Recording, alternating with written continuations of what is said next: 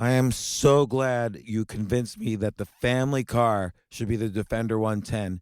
It is so beautiful inside, it's so comfortable, and it just feels indestructible. Yes, it really is. I've been waiting a long time for the new model to come out. The Defender 110, I'm telling you, it's my favorite car of all times. It's my third one. You know, I have stories of going off road. The guy managed the group. He was like, "What are you doing in this beautiful car?" I'm like, "I'm going off road." He's like, "Are you sure? Because you can use one of ours." And then they look like Mad Max cars. I'm like, "No, no, no, no, we're going to do this." And he was shocked. Wow. Well, it's great because the Defender has been reimagined for 21st century adventure, and its unparalleled off road ability, as well as its robust interior, are invaluable whether you're headed towards uncharted territory or just a weekend of exploration. The Defender 110 tackles challenging surroundings with absolute confidence. The SUV conveys strength outside and in, featuring peerless technology like an intuitive driver display and an award-winning infotainment system. That's my favorite part, to keep you connected no matter where the journey takes you. Adventure is unique to everyone, and so is the Defender. Choose from the two-door Defender 90, the four-door Defender 110, or the larger Defender 130 with the ability to seat up to 8 passengers. You'll find uncompromising performance in all three. So pack up and go even further with the Defender 110. Learn more at landroverusa.com/defender. These days, we're all investors, trying to be smart with our money despite our worst impulses. But at iShares, we believe that deep down inside of every investor is a better investor. One that's just waiting to be let out. Explore iShares ETFs and insights and let your best investor out. Visit iShares.com for more information. This isn't your average business podcast, and he's not your average host. This is the James Altucher Show on the Stansberry Radio Network.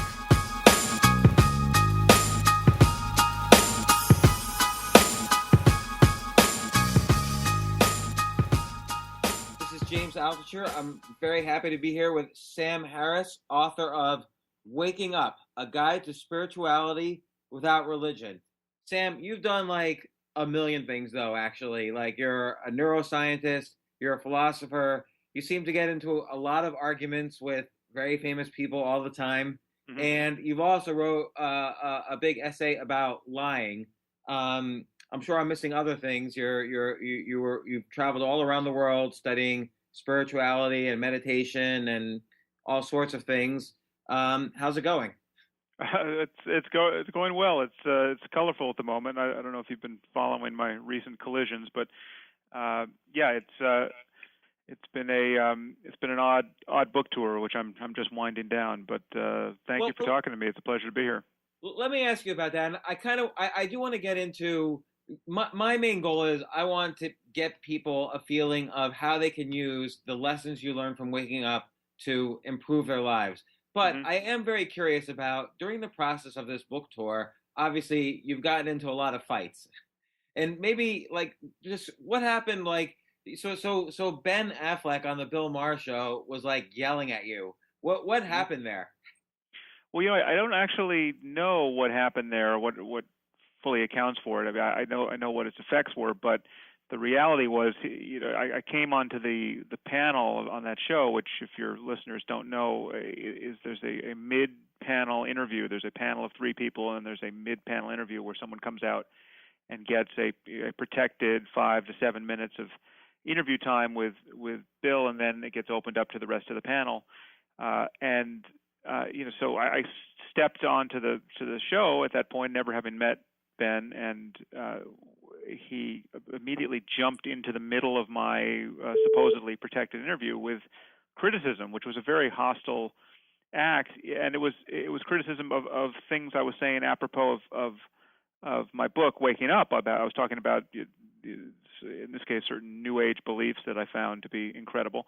And so the conversation hadn't actually turned to the topic of real controversy, which is the connection between Islam and terrorism, which then fully derailed the panel. But so he had it in his head that he was going to object to what I was saying already, but it was not really based on anything I was saying because we hadn't yet hit the hot topic, and he was already committed to interrupting the interview. So it was an odd encounter, which I broke down somewhat on my blog, but I don't actually know why he had that attitude going in.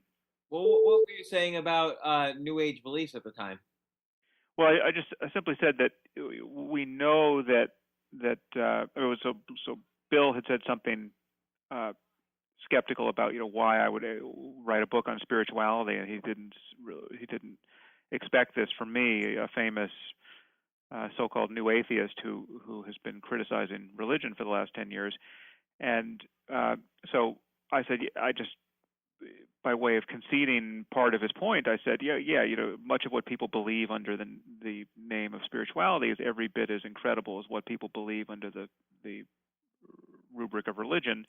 And then I said something like, if you're trading your belief in the virgin birth of Jesus for a belief in Atlantis, you haven't made much intellectual progress. And then Ben jumped in and with something a little snide, pushing back there, and that's was the first indication that I wasn't going to be getting a lot of love from him on the panel. But the real bone he had to pick with me was on the topic of Islam and my criticism of that religion in particular. I mean, one of the taboos here that I keep running across is that it's really an article of faith among all secular liberals that all of our religions are equivalent. They're all equally wise, or they're equally empty, or they're equally benign, or they're equally irrelevant, but they're all equal in some way. And to criticize one more than any other, no matter what the context, is often conflated with bigotry. And that is just a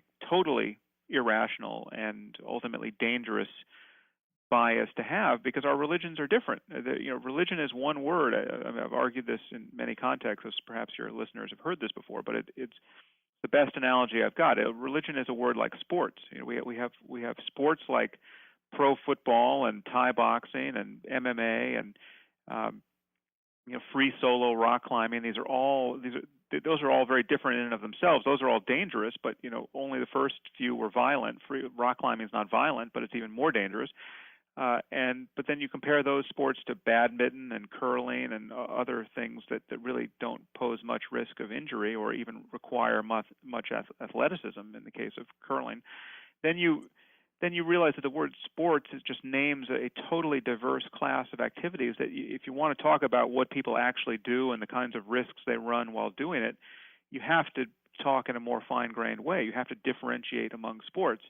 And the same is true of religion, and we're just lying to ourselves when we say that there is not some special link between the doctrine of Islam in this case and the kind of violence and oppression we see in the Muslim world. There is. It's explicit, and it's explicit in the minds of every jihadist and Islamist who's behaving this way. And for the most part, liberals are asleep on this issue, and I say that with considerable frustration because I'm a liberal on every single question apart from this particular one, apparently.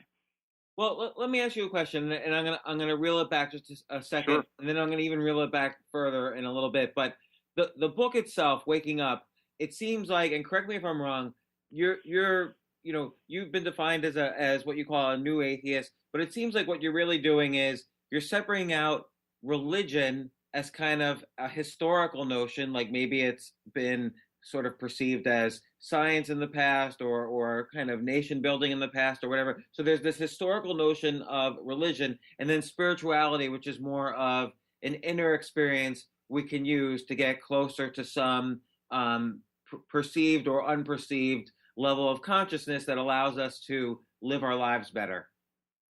Yeah. The line I would put between spirituality and religion is the line of not making irrational claims about the nature of reality on the basis of your experience. So there are these extraordinary experiences that people have, and they want to have, and they should want to have them, because these are often the most important experiences anyone has.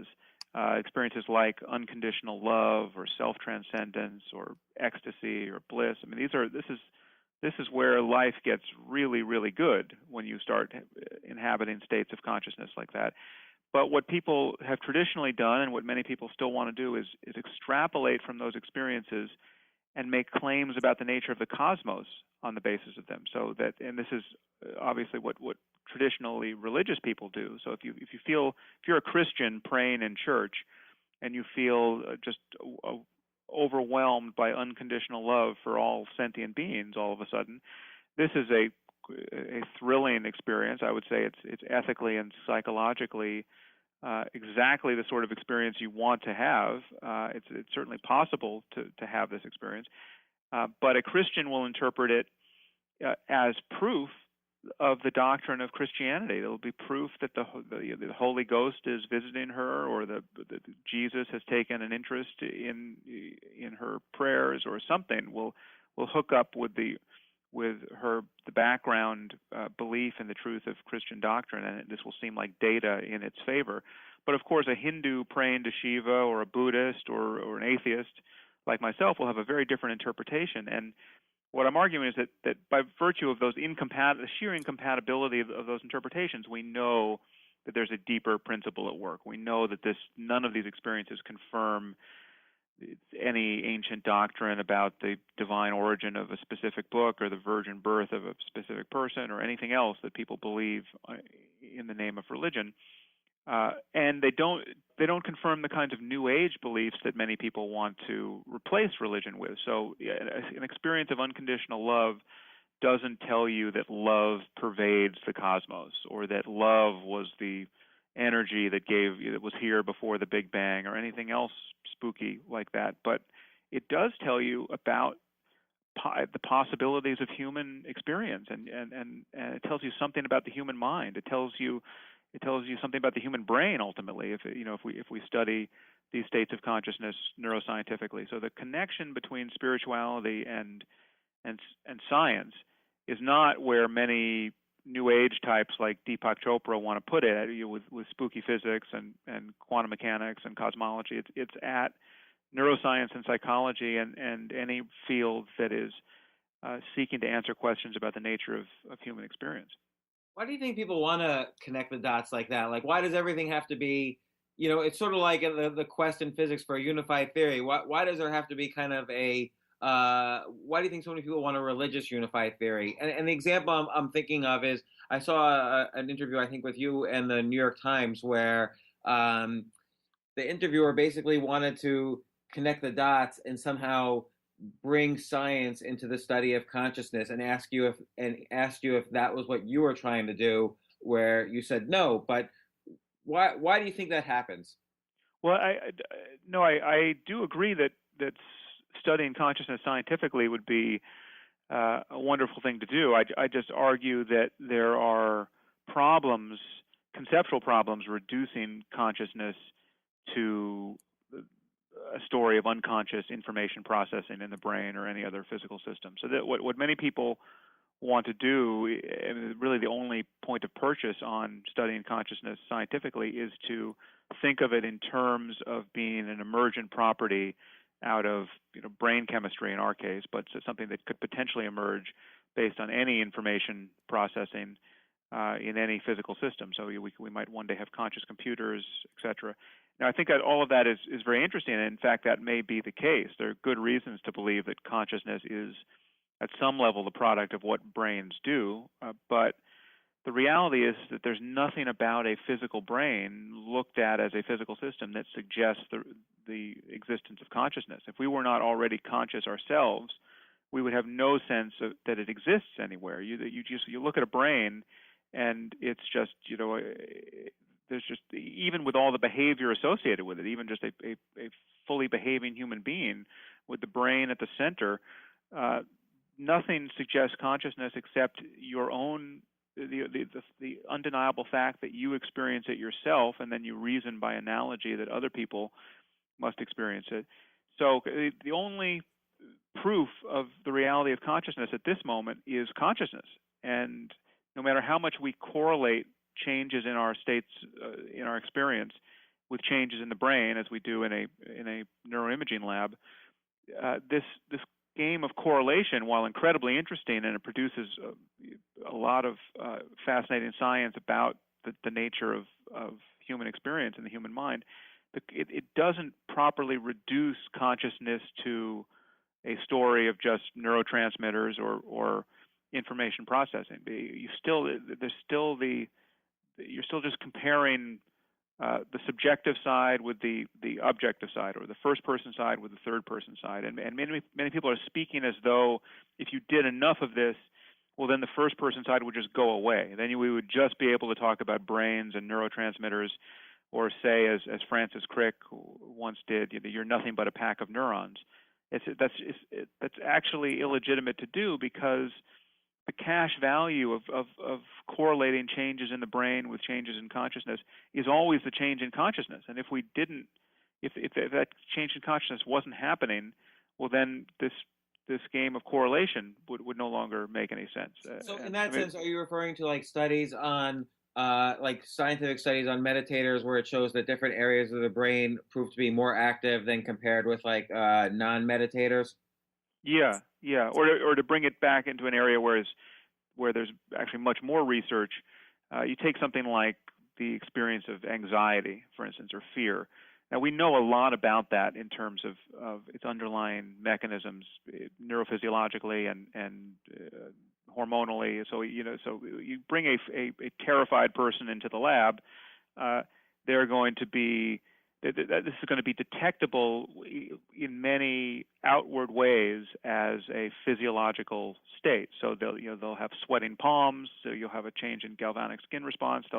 Their amygdala center in the temporal lobe that is often active during high emotional states, but especially fear states.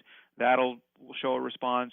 They'll have high blood cortisol. All of these are quote objective or third person measures of fear and anxiety, but they are only measures of fear and anxiety because they've been reliably correlated with the experience. If half the people coming into the lab tomorrow who claim to feel intense anxiety did not have heightened cortisol and did not have a heightened amygdala response and did not have sweaty palms, well, then these would no longer be good objective measures of these states. And so it's the reliability of the correlation is what has given us the sense that we can now talk about fear and anxiety in purely physiological or third-person terms. Does it go the other way? Like if I'm calm and someone somehow artificially spikes my cortisol levels, will I suddenly start to feel terrified? Yeah.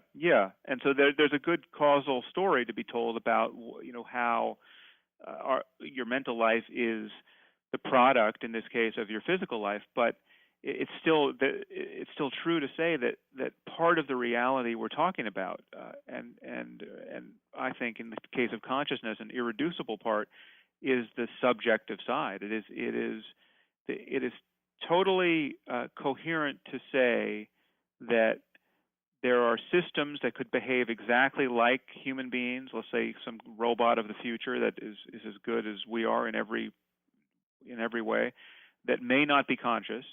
Which is to say, they'll pass the Turing test. They'll seem indistinguishable from a human mind. In fact, they might even seem superior to human minds. But there in fact may be nothing that it's like to be that system.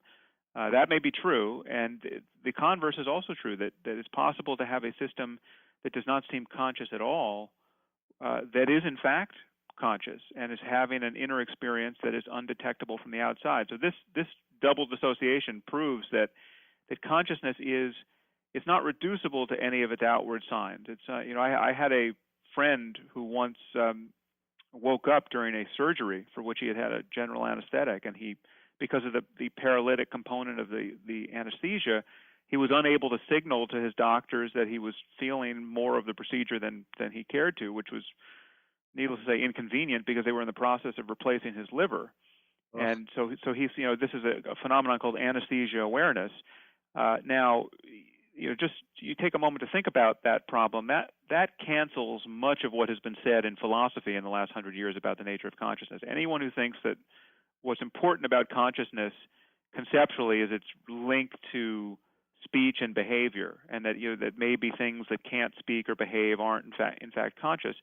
It's a crazy idea, which never should have been compelling to anyone, but it was. For much of the 20th century, that was a dominant view in Western philosophy. Yeah, but I would say Yeah. thinking also is a critical part of consciousness. So you could not speak and not behave, but still be conscious if you could think.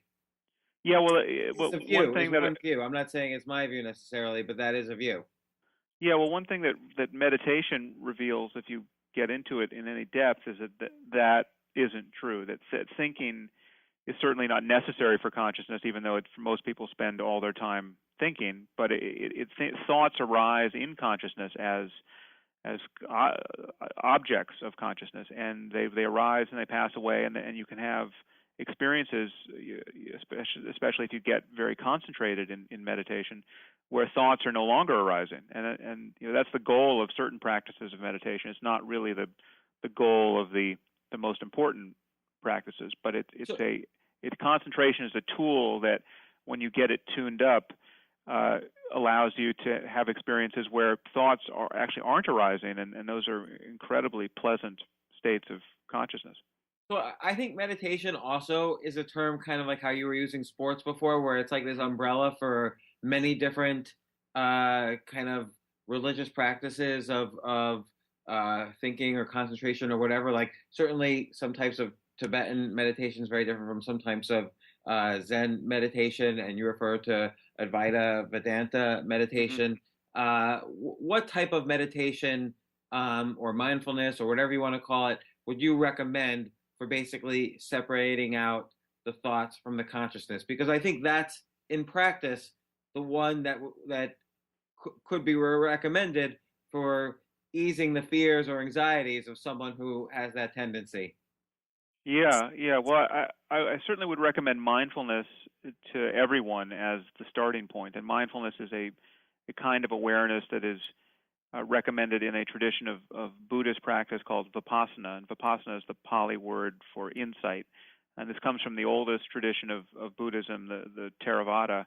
And mindfulness now has been exported from Buddhism, and you find it more or less everywhere. It's in clinical practice. It's in psychological and neuroscientific research, and it's really, there's no accident that's so.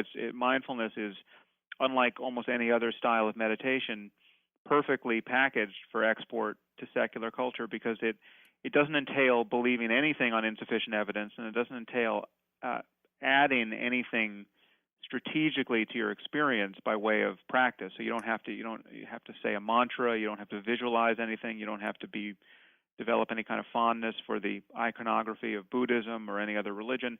Mindfulness is just a mode of paying very clear attention to your experience in the present moment. So to notice whatever it is, in fact, you do notice in each moment. So the sensation, the mere sensation of breathing, or of shifting in your seat, or the next sound that impinges on your eardrum, or the next thought that arises in awareness, or the next mood or feeling that you notice. And so you're just witnessing the flow of experience. It's this noticing aspect that's extremely important. So instead of saying I'm nervous, oh, I notice I'm nervous, or I notice I'm feeling nervous. There's kind of this distancing that happens. Yeah, but it becomes a non-conceptual awareness where it's not so much distancing, but you're no longer thinking about experience. You're just experiencing it in its non-conceptual state. So, for instance, something like nervousness, mindfulness would be the mode of paying more, even closer attention to the sensations of nervousness, so that you feel them just as pure energy in the body. I mean, you no longer think about why you're nervous. You no longer think about how you can stop being nervous. You simply let thoughts come and go, but pay clear attention. It's a willingness to feel whatever in fact you do feel in each moment. So and you'll notice it once you try to do that much of your thinking about experiences like nervousness is just a resistance to feeling them. The moment you're anxious, you're busy thinking about all the reasons why you are anxious and don't want to be anxious and wish you wouldn't have been anxious, and you're having a conversation with yourself that is a symptom of you're feeling that it's a problem to feel anxious. But if you're simply willing to just feel anxious and let anxiety arise as a physiological state and experience it in its raw form, it can be quite liberating because it has no meaning. It has no philosophical meaning or really psychological meaning. And when you're just encountering it as pure energy, it's like indigestion. You wouldn't walk. Let's say you have to give a speech, and your stomach hurts. Well, that's your stomach hurts, but that you wouldn't read so much meaning into it in the way that you do if you feel anxious while having to give the speech. And yet these are just sensations, and mindfulness is a way of, in a very non-judgmental mode, becoming aware of whatever arises in each moment without grasping at what's pleasant or pushing away what's unpleasant. But as you point out, the crucial distinction between meditating and failing to meditate, or being mindful and failing to be mindful, is the difference between being lost in thought or being clearly aware of what's arising in your experience, including the arising of thought.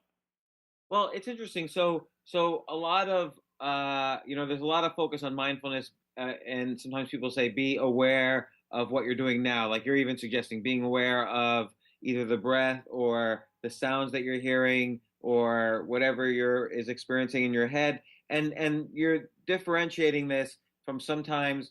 I mean, I'm sure you've had this experience where you're driving a car and then suddenly you're home and you can't even remember like the path, like how did I get here? So how do you sometimes people just daydream, and what's the difference between, let's say, mindfulness and kind of and what's the pros and cons, say, of mindfulness versus simply just spacing out?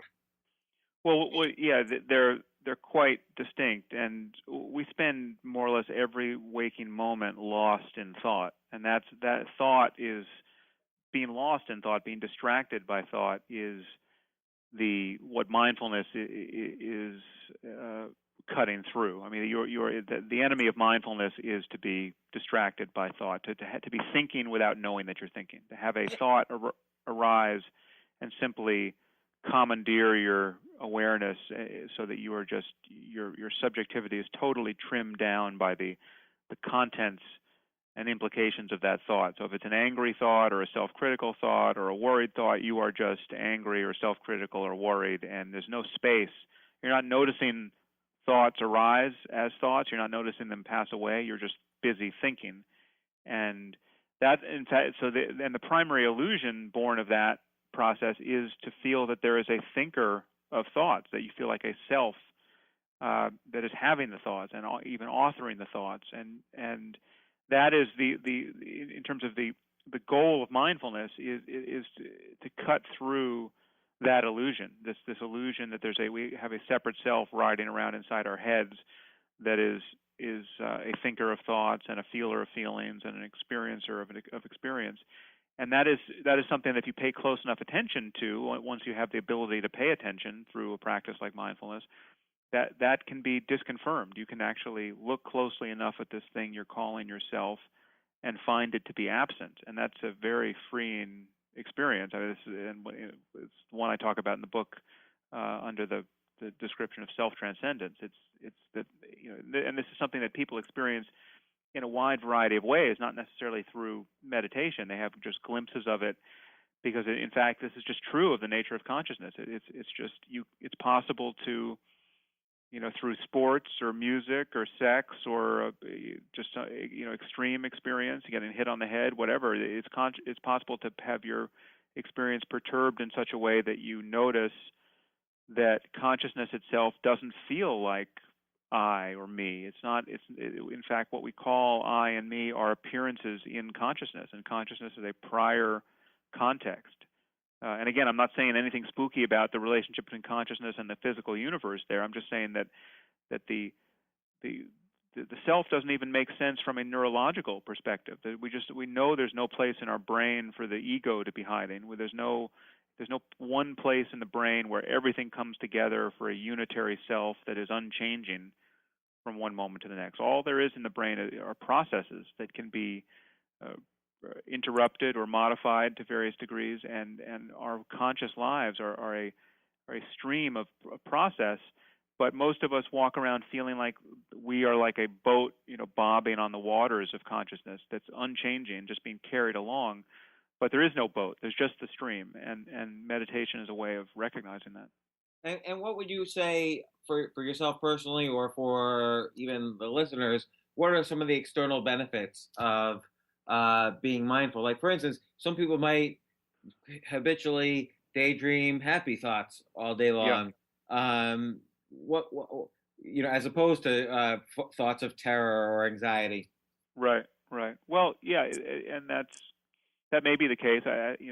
Some of our listeners may just think happy thoughts all day long and interesting ones, but if they're anything like me, they it's quite different than that. It's like you've been kidnapped by the most boring person on earth and forced to have the same conversation over and over again.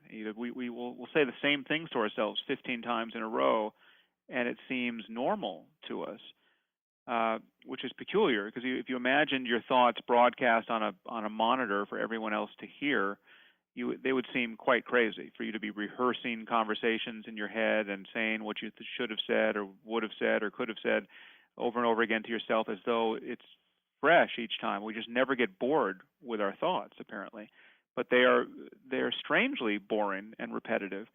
And meditation is a way of breaking that spell, and it's a way of interrupting these often very unpleasant emotions that lead to speech and behavior that significantly complicates our lives. So, for instance, if you experience anger, the difference between mindfulness and a never having heard of the concept is the difference between, or may very well be the difference between, being angry just for a few moments and doing nothing about it, not saying anything that you'll later regret or doing anything that you'll later regret, and being angry for days or weeks or months at a time and acting on the basis of that emotion.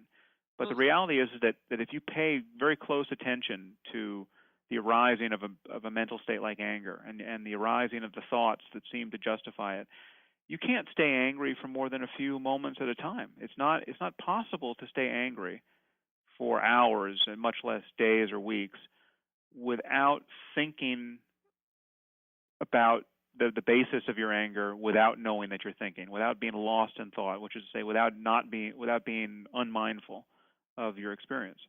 Right. Well, I kind of find, like, so for myself, when I'm angry, I'll often think of imaginary arguments with the person I'm angry at, and that's almost like a vehicle to keep the anger going. Yeah. Well, it very much is. It is the thing it is the way you would keep it going in those next moments. It's just because if you were not identified with those thoughts, if you just saw the thought arise and pass away, and the energy of anger arise in your body and begin to diminish, it would then diminish. It would just fall away. It's just the only way to stay angry for that next minute is to be thinking about, is to be having this fight in your head, or thinking about the thing that he or she did to you, or whatever it is that is telling you have a reason to be angry in the first place. And so you're stating that this process of mindfulness, of kind of sitting there and noticing the thoughts as they arise, or practicing that, because I assume you start from a point where it's difficult and it gets easier and easier with practice, that this will kind of short circuit that attempt to keep the anger going, as an example.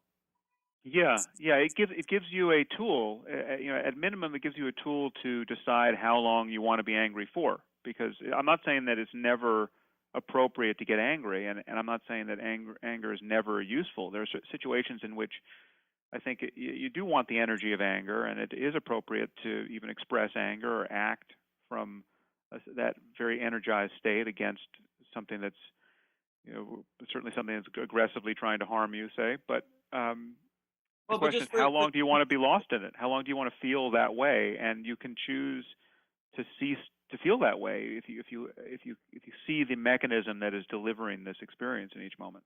I mean, in general, I would argue that just for decision making, better to have kind of some degree of control over your anger and fear and whatever neuroses you have to make better decisions in life.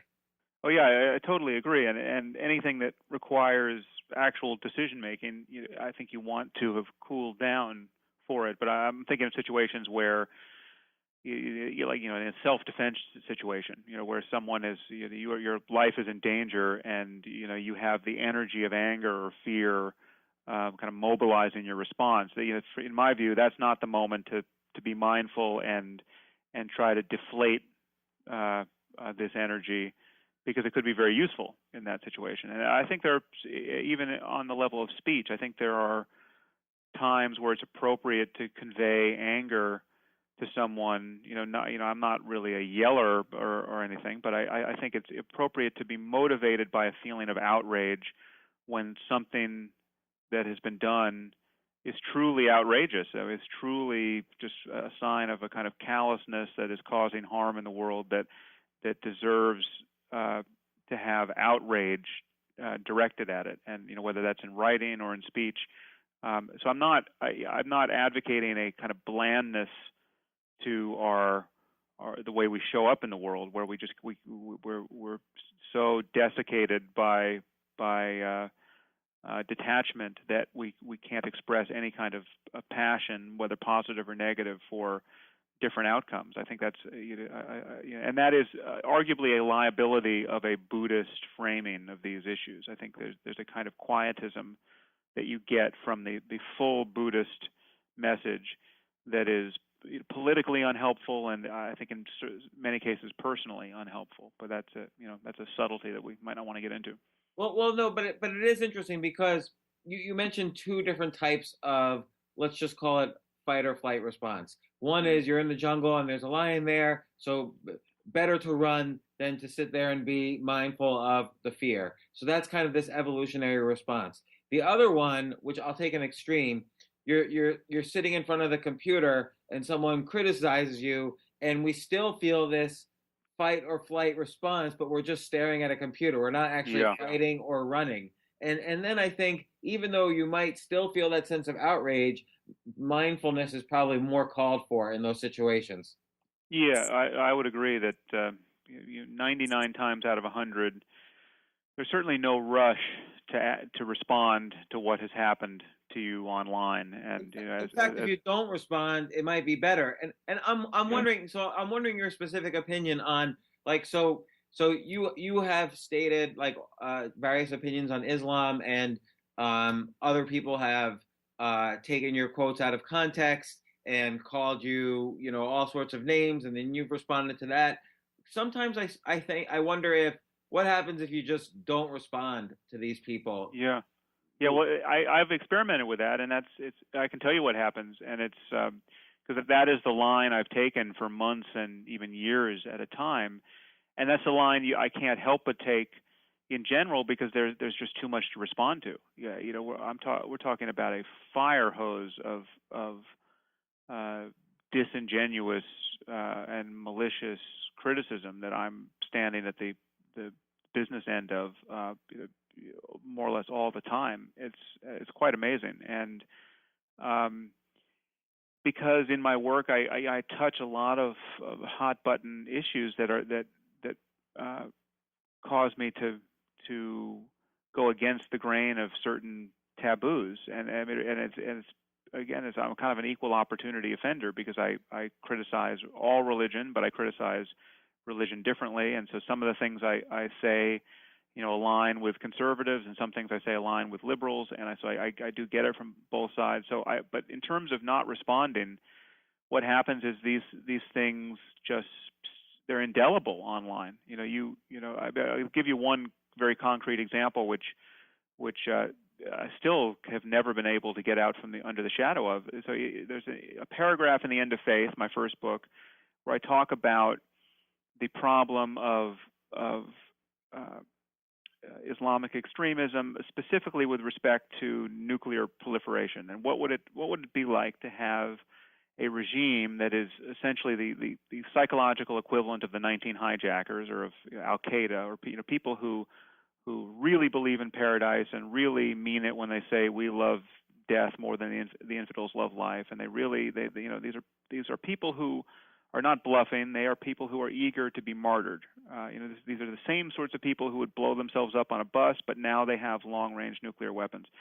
Well, so I asked us to think about this scenario, and I said that more than anyone else, the Muslim world has to think about this scenario and realize that this completely erodes the basis of a Cold War of the sort we had with the Soviet Union. There is no mutually assured destruction deterrence there with people who are eager to die. I mean, that was the difference. What we did not have with the Soviet Union were a group of aspiring martyrs, for all of their faults. We had people who actually still wanted to live.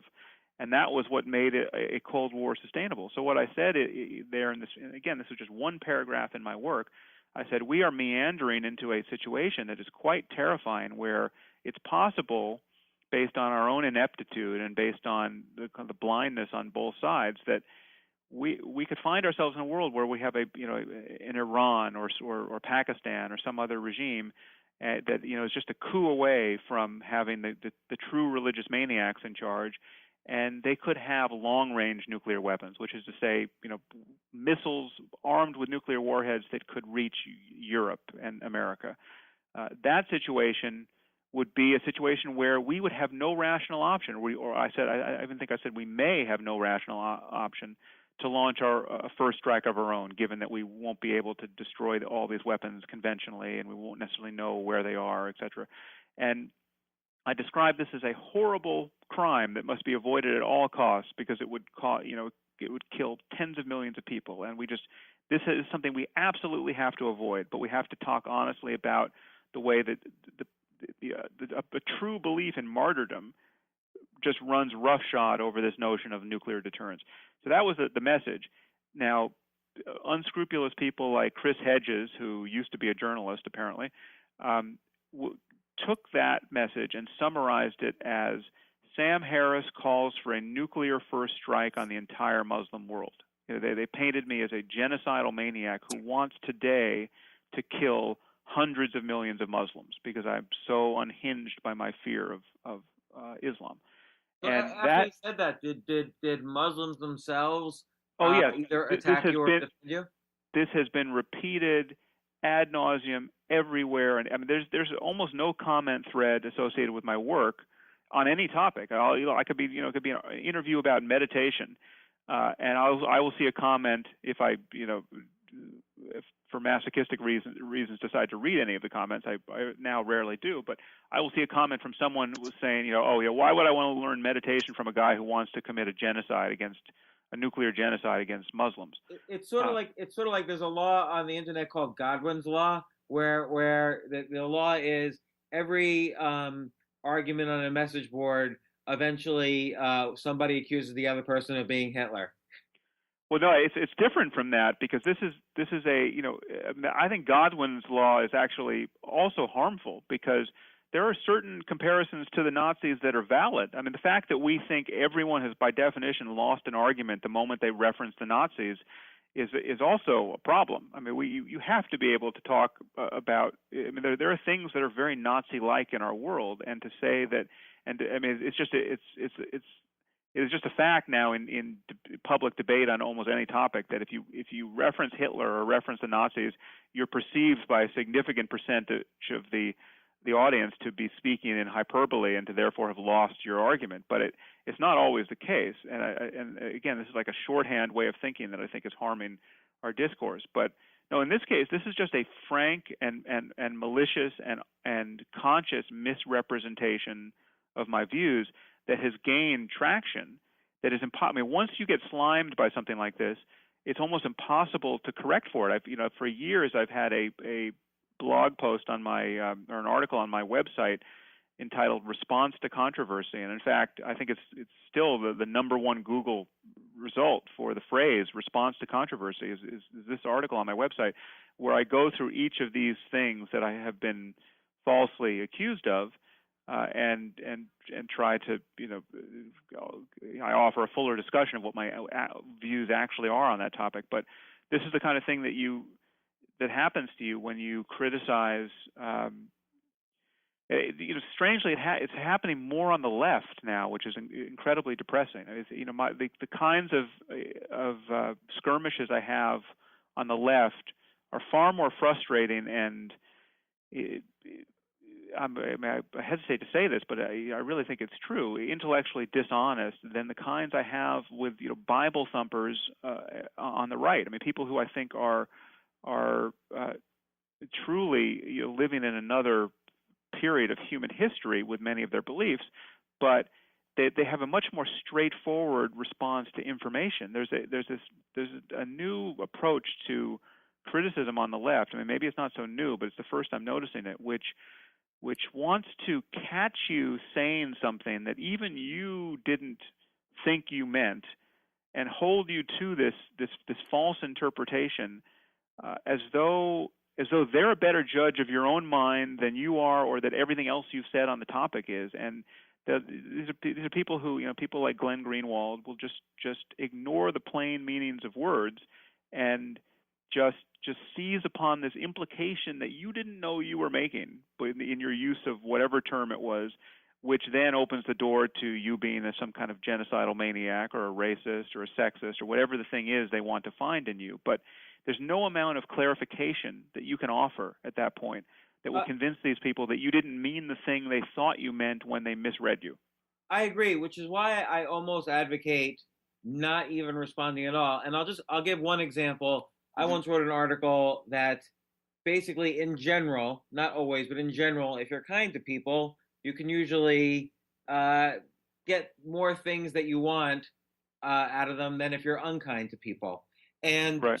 somebody wrote an article that basically people should put the words "if you're white" at the end of each line of James's article, which of course I would never say that, but suddenly everybody thought I had actually said that. And this woman's article got 500,000 views, and it was very kind of painful to me personally. And when I would respond to it, the few times I did respond to it, there was no arguing. Like, there was nobody. Everybody had already decided that was actually what I had said in my article, even without reading my article. Yeah, it's very frustrating. It's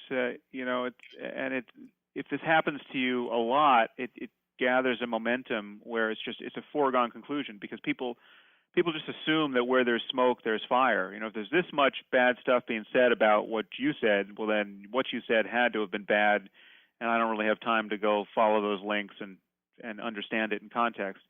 And it's a internet phenomenon. This is not something that really could have happened before the internet to this degree, because this is just an amplification of noise that we get that you just can't get when all is happening is the people are printing books and physical newspapers, and so it is very troubling, and I think it's been very harmful to journalism in particular. I think there's a whole new standard of journalism which lacks journalistic ethics, where people do not feel constrained to understand the views they're attacking. They just if they can successfully mislead people about those views in a way that disparages them, that's considered a win for the team. If you can call someone a racist and make it stick, even if they don't have a racist bone in their body and you know it, you've succeeded if you think that their views just need to be condemned anyway.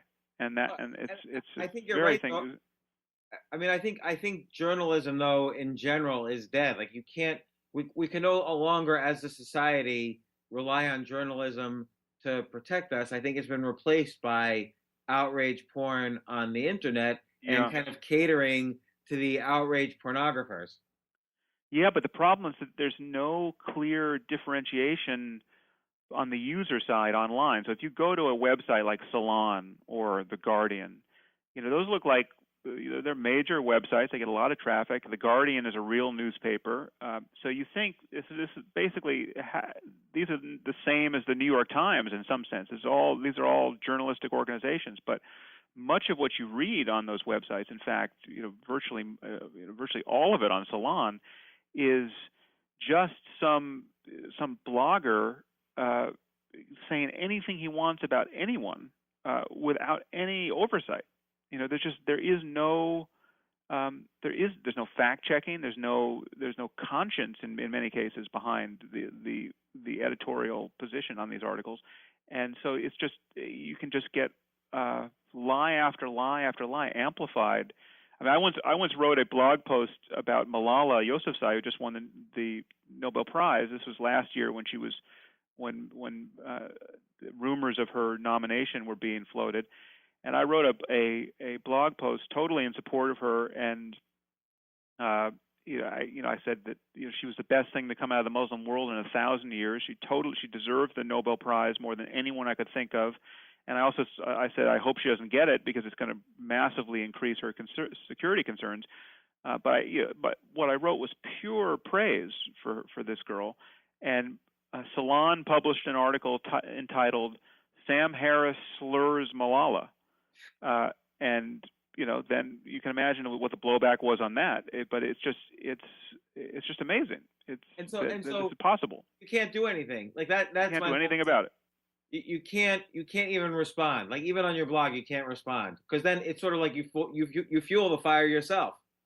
Well, occasionally I found that there are responses that work. That, for instance, you're catching me. This is kind of an odd interview because you're catching me just in the midst of a real hurricane of activity of this sort in my life, and I'm just getting it from all sides right now. But so what happened yesterday is I noticed that Glenn Greenwald and Reza Aslan both retweeted something that just maliciously distorted something that I had written in my first book, The End of Faith, but it was an almost accurate quote from out of context of a discussion in The End of Faith about the nature of belief, and but the quote on its own is quite arresting and makes me look like a maniac if you don't take it in context, and so they happily didn't take it in context, even though they knew what they were doing was distorting the meaning of. How do you know they knew that? Well, because I've had so much back and forth with them, and I've clarified this point so many times. This is like the nuclear first strike question. I mean, they've also both, circulated the rumor that I want to engage in a nuclear first strike on the Muslim world too. So this is exactly like that. It's just a different point. So they circulated this thing, and attached to the phrase, they're calling me a genocidal fascist maniac. And so what I did on my blog is I took their tweet, I took the quote and put it in its original context. I excerpted, a few paragraphs from my first book, and I just put it out on Twitter and Facebook. I said, look, this is what a so-called scholar and a so-called journalist are doing, thinking they'd like you to believe that they are accurately characterizing my view here. Here's the statement in context. And I got to tell you, the level of outrage on Twitter, it was the only place I've been looking, against them has been, I've never seen anything like it. I mean, it's been just a tsunami of scorn for these two guys, much deserved, I would add. But I'm talking thousands upon thousands of tweets at them saying, that you've lost all credibility. And so that's the first. I mean, if we'd had this interview 48 hours ago, I might have been able to agree with you that it's more or less hopeless to respond to these sorts of things. But I've just had the most satisfying result of a response that I've ever had. Having been in this predicament for about 10 years. I wonder if that though is partly a result of like this latest book, Waking Up: A Guide to Spirituality Without Religion, is very different from The End of Faith in that you're not making any kind of political prognostications or anything. You're actually giving a guide to spirituality. You're actually saying, this is what's worked for me to be a more spiritual and calm person, and it has nothing to do with the entire historical basis of religion. And you give kind of an outline of how other people can do it. So it's a completely different style of book, and it's more personal and more kind of helpful, as opposed to self-help. It could help the self. And I wonder if people just in general respond to that type of writing and guidance as opposed to The End of Faith, where you're more directly attacking kind of a religious belief. Yeah, certainly different people will. I mean, I think new readers are coming to this book who would not have been interested in some of my other books. But I've been migrating away from the mere criticism of religion for some time, because I more or less have said everything that I have to say on that subject. I have this experience of just endlessly repeating myself. And so, because the truth is, there's not that much to say. I mean, I've really made only 3 arguments in 10 years on this topic. The first is that we have every reason to believe that our religious doctrines are almost entirely false, given that they're mutually contradictory and there's so many of them, and given all that we've learned about the universe in the last 2,000 years. So, for instance, there's just no reason to believe that any book was dictated by an omniscient being, and that is the foundation of Judaism, Christianity, and Islam, to just name 3 religions. And a lot of people would agree with you on that. Yeah, I mean, you have to agree. The books for those, the textual claim for those 3 religions is just indisputable. And once you give up the idea that there's anything special about this book, and you're just talking about a mediocre play by Shakespeare or some other work of literature, then there is no basis for a real commitment to Judaism and Christianity and Islam. And this has been said for years. Like, you have the Book of J, which discusses, all the potential authorships of the Bible. I mean, the authorship of the Bible has always been in question, or at least in the past, let's say 50 years. But it's not like kind of a new thing to question the authorship of the Bible. No. But it is fundamentally seditious of the faith orientation toward the Bible, which is, once you begin to notice the contradictions, and you notice that there's nothing in there that requires omniscience, and there's a lot in there that belies omniscience. All these books tell us to kill homosexuals and keep slaves. How much moral wisdom was required to write these books if you couldn't see that slavery was a problem? I mean, the Bible tells the 99-year-old Abraham to basically cut off the part of the penises of every man living in his house, right, so he could have children. So This is not like a book that anybody would write or even believe right now.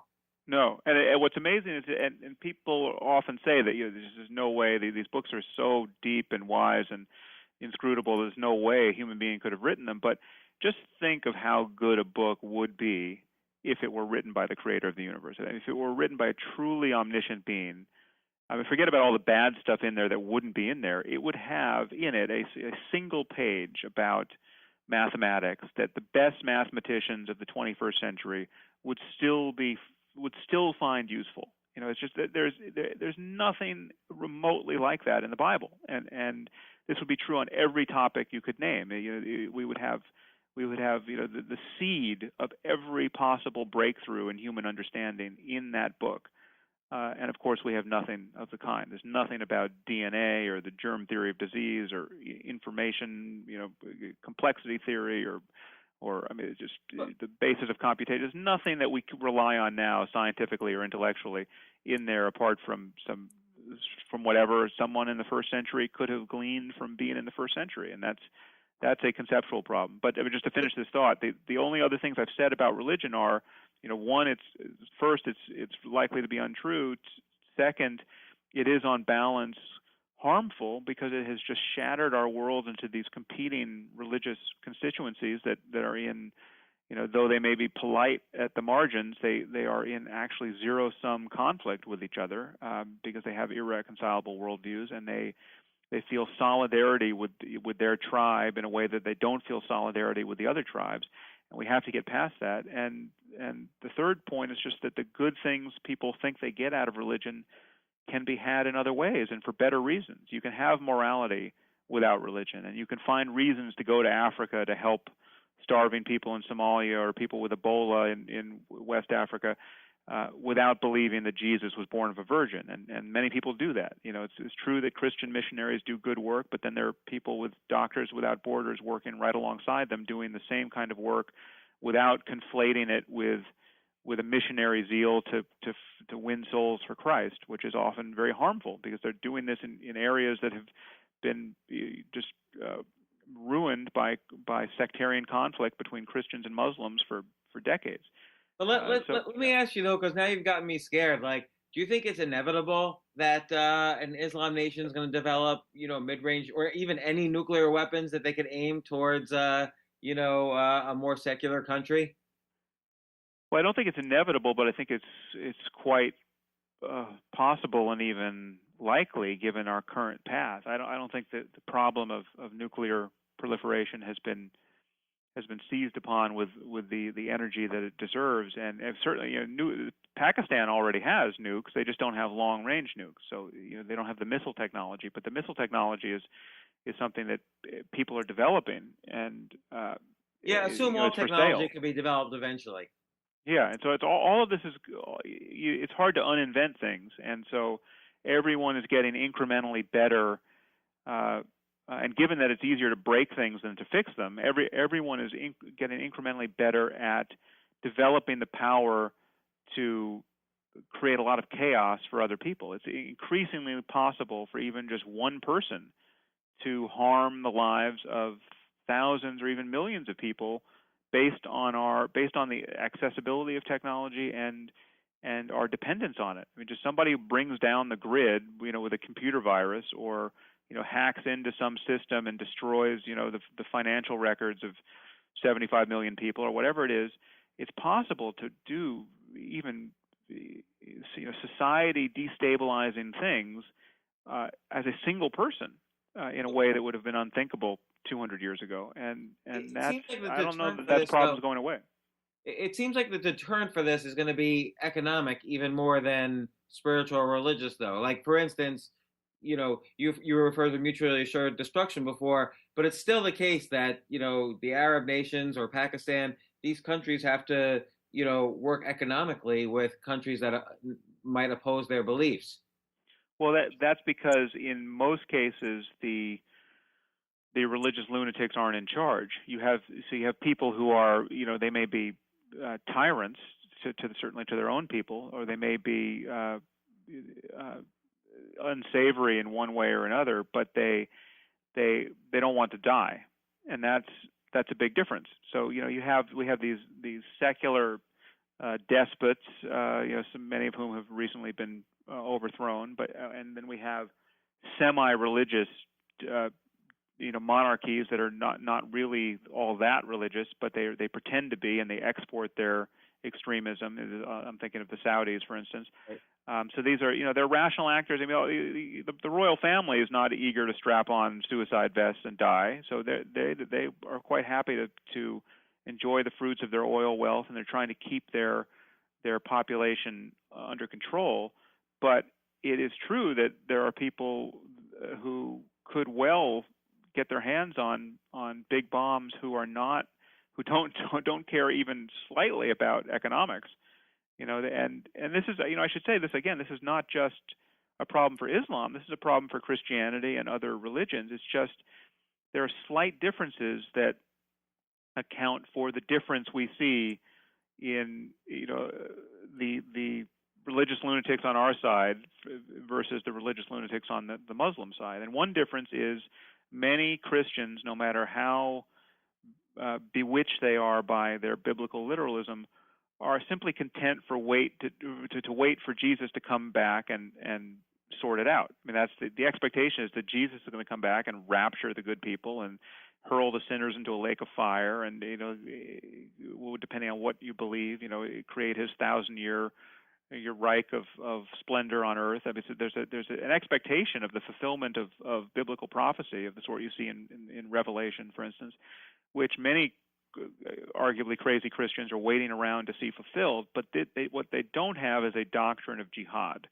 They don't have a doctrine of that makes sense of the kind of suicidal violence we see in the Muslim world, and that's a big difference. But it's not to say that Christian beliefs can't interact with the realities of our world and the details of nuclear arsenals, etc., in ways that are terrifying. They certainly can. It's just that they tend to, it's showing up slightly differently. So it sort of feels like, honestly, there's no avoiding this. Well, there's no avoid. We have to get over. We have to somehow effect a forward escape through this mess and come out on the other side where we recognize that we are just part of a single sect that is humanity. But that's not going to happen. Well, Like, no, I think it's got to happen. Otherwise, life is going to be very unpleasant if in this century if it doesn't. I think we and that's really the purpose of this book. We have to get out of the religion business, and the final piece. Once you're done criticizing religion for being obviously confused and at odds with what we know through science.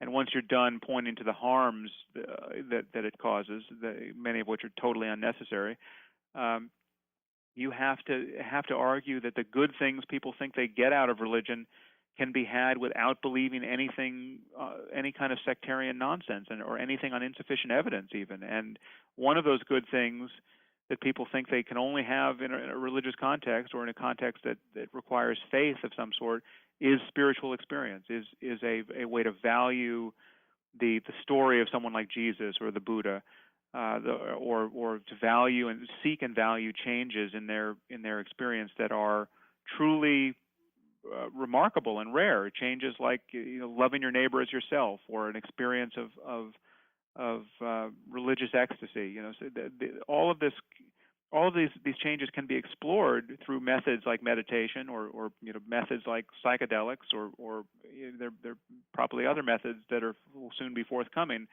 But we don't have to believe any lies about the divine origin of certain books to do this, and that's the crucial piece. We have to get our respect for revelation has to be retired. The idea that it's amazing that it's that simple, but if you could just get past this respect we have for the idea that certain books were not produced by mere human minds, that would cancel 90% of the problem that I just discussed. Right, and we need a president of the United States, for instance, who will not pay lip service to the idea that certain books were probably written by the deity who created the cosmos. But my guess is your message could make its way through America and even Europe and parts of Asia. But when you get to regimes where extremists are already in control, or are, just like you say, just a coup away, they're not going to listen to your message in time for us to stop what you're suggesting could happen. Well, the thing I'm suggesting could happen is happening in dribs and drabs anyway. I mean, we are in a state of continuous conflict with the Muslim world on many fronts, both acknowledged and unacknowledged, and we're meandering into a kind of state of continuous war. Right, but it's anyway. Not a philosophical war. It's a war being I'm saying, bombs are falling continuously, and that is something that we are now sort of used to, and most of it is out of sight and out of mind. But it's nowhere written that it's going to stay at that level forever. And but this is a real concern of mine. I'm concerned that we will wake up one day, forget about nuclear terrorism, which is obviously terrifying and worth taking seriously. But just think of things getting just bad enough for it to be true to say that basically we're all living in Israel at this moment. I mean, that where the kind of level of concern about terrorism and the level of the encroachment against our inclination to have a truly open society, it all begins to seem like life in Israel. Whether you're in Kansas or in Maine or in New York City, it's all of the precautions and the stress and the reality of the possibility of daily terrorism is dialed up to the level of what it has been in the last decades in Tel Aviv or Jerusalem. That would be horrible. That would be that I think is a real possibility, and we have to figure out how to avoid that. But it's we're not going to avoid it by lying to ourselves about what people believe and about the link between those beliefs and the kinds of violence we're seeing in the world.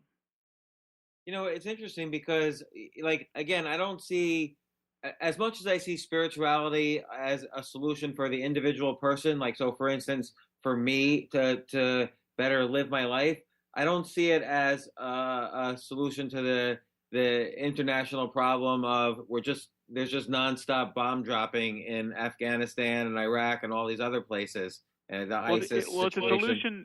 It is a solution.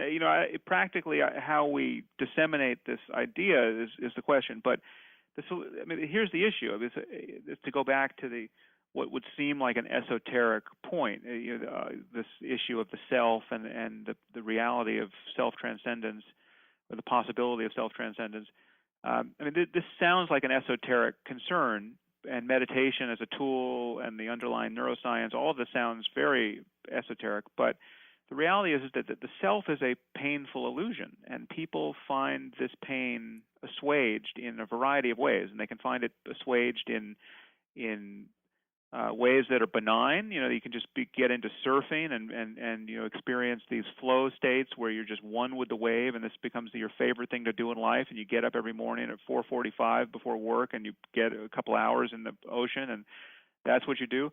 Or you can find this pain assuaged by answering the call to jihad and traveling to Syria to go fight with ISIS, and experience many states of consciousness that are on their own very positive. States like ecstasy and just more meaning than you ever felt possible in your life, and all of your personal neurosis has been shed because now you're fighting this cosmic war against evil. These are changes in consciousness that people really value. They're highly rewarding states of consciousness. But in certain cases, these states can be framed by delusional and truly dangerous and truly vile ideas, and which is certainly the case for jihadists in Syria and Iraq at the moment. And so we have to find a way of valuing these experiences and giving people access to these experiences that doesn't presuppose any sectarian nonsense. And the more we can do that, the more people can discover that it's possible to feel like Jesus without believing any of the bullshit that has been promulgated in Jesus' name for the last 2,000 years. That is something that will change. I think that will change people's the respect that we have for this idea of maintaining our tribalism into the indefinite future. Because this is really the most insidious thing about even moderate religion at this moment, or even liberal religion. When it truly seems benign, when people are just doing nothing more than gather in beautiful buildings on Sundays, and there's nothing else. They have no other political commitments. They don't hate homosexuals. They're just getting together to listen to nice music in nice buildings, and they call it Christianity or they call it Judaism.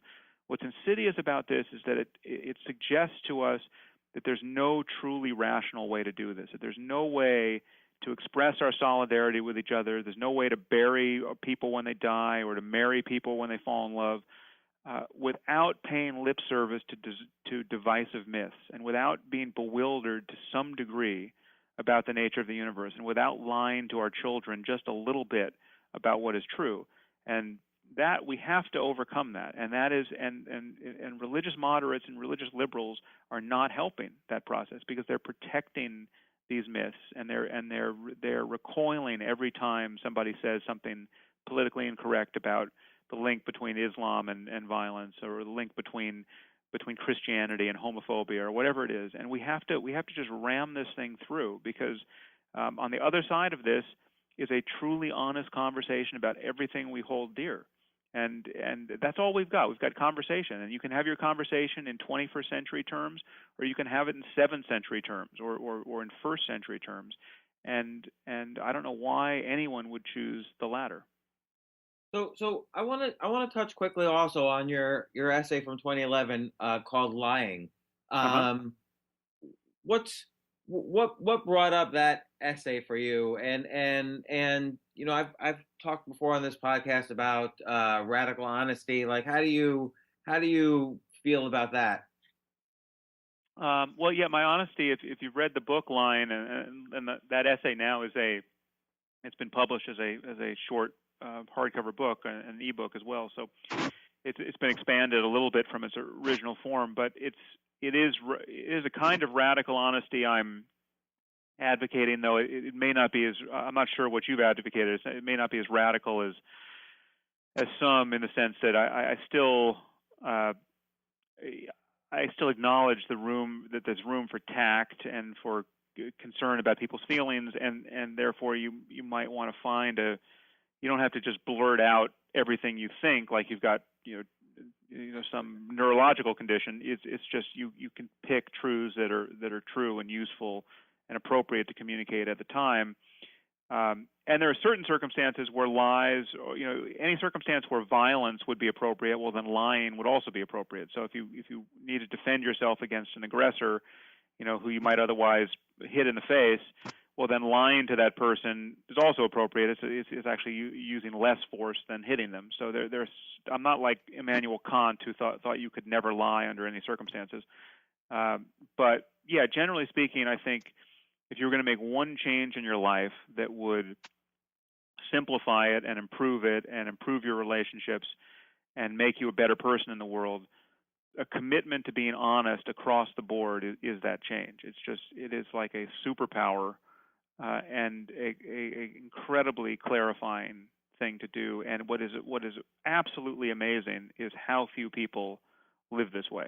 I mean, once you become this person, it's like you are rarer than a vegan. I mean, like I'm sure vegans have this experience of moral clarity as well. They walk through the world, just being amazed at how many people are sort of needlessly killing and eating things, and participating in an industry that does that. But once you commit to being radically honest across the board with friends and strangers, you just all around you see the evidence of people just ruining their reputations and their relationships and just needlessly complicating their lives by lying.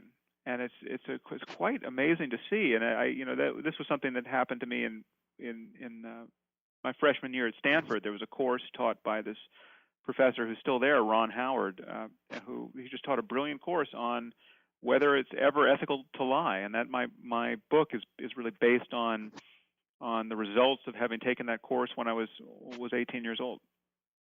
But also I wanted to ask you. You mentioned in your book, and this is a little more esoteric, but you mentioned in Waking Up about the case of Ramana Maharshi, where he basically was this young man in the late 1800s who had this experience of feeling like he was dead, or wondering what it was like to be dead. And then from that moment on, he sort of reached this almost permanent state of mindfulness.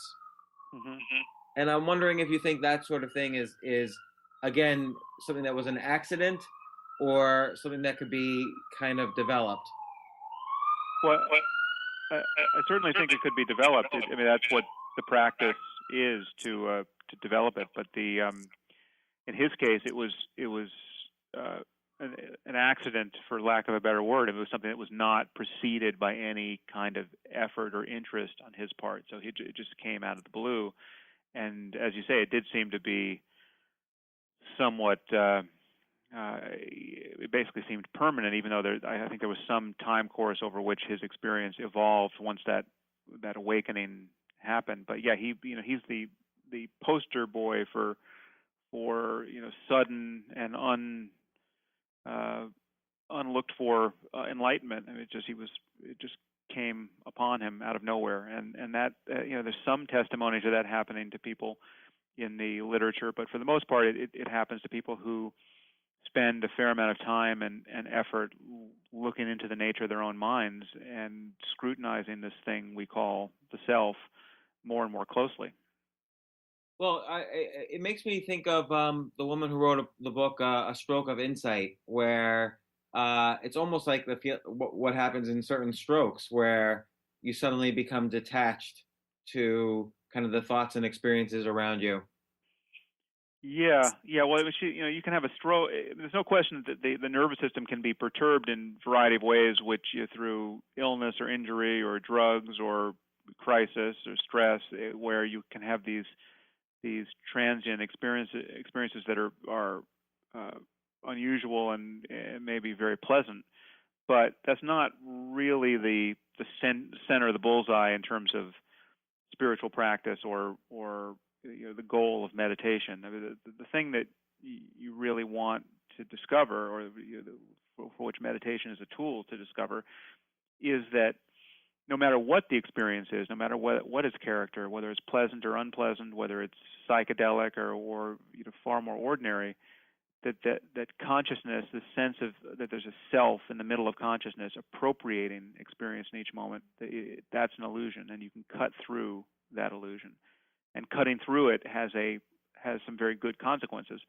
And so that's the goal, and there are many, but there are many interesting experiences you have on the way to that goal. You can just paying attention to anything closely in a meditative way can change your feeling in rather extraordinary ways. So you can feel rapture and bliss and all kinds of classically seemingly spiritual states of mind that are transient in meditation. They come and go, and they're based on the having been very concentrated for a period of time. But it's not. The goal can't really be about always feeling bliss or always feeling rapture, because you can't always feel any one thing. Things just come and go, and the goal is to be truly at peace with the comings and goings of all phenomenon. Well, Sam, I really appreciate everything you've said on this podcast, including scaring me to death about Islamic nuclear holocaust. But in particular, though, I really enjoyed Waking Up, and I really do think there is a guide to spirituality without religion. There is a way to kind of experience sort of more inner peace and calmness by using many of these techniques that you advocate. So I think it's a very useful book for people to read. Great. So again, I appreciate you coming on the show. Yeah, well, thank you. Thanks for the opportunity. It's great to meet you by phone, and hope our paths cross at some point in the future. Yeah, definitely. Thanks again. Yeah. Thanks, James. Bye, Sam. For more from James, check out the James Altucher Show on the Stansberry Radio Network at stansberryradio.com and get yourself on the free insiders list today.